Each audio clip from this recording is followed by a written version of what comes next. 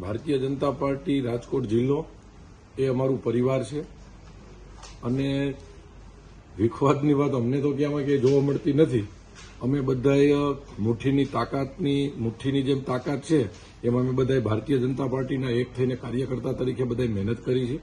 આજે ભારતીય જનતા પાર્ટી પ્રદેશમાંથી સૂચના અનુસાર અને પ્રદેશના અમારા ખૂબ જ સિનિયર આગેવાન દિનેશભાઈ પ્રજાપતિ રાજ્યસભાના સાંસદશ્રી પ્રદેશમાંથી આવ્યા છે, ઋષિતભાઈ ભટ્ટ આવ્યા છે, એવો પણ ખૂબ જ સિનિયર આગેવાન છે અને આખું જ અમારું જિલ્લાના તમામ ધારાસભ્યો, જિલ્લા પંચાયતના પ્રમુખ આવી રીતે બધા જ સાથે મળી અને અમે પરિવારની જેમ બધું જ આયોજન કરશું અને નક્કી કરશું. ભારતીય જનતા પાર્ટી રાજકોટ જિલ્લામાં કોઈ પ્રકારનો વિખવાદ નથી. અમે બધાએ એક ભારત માતાના સંતાન છે અને અમે બધા જ રાષ્ટ્રની સેવા માટે આ પાર્ટીમાં કામ કરીએ. આમ આદમી પાર્ટી જિલ્લામાં મથી રહ્યું છે, શું લાગે છે? હવે આ તો ચૂંટણી આવે એટલે એ તો બધા આવે, પણ એ તો જેમ બિલાડીના ટોપ જેવી વાત છે.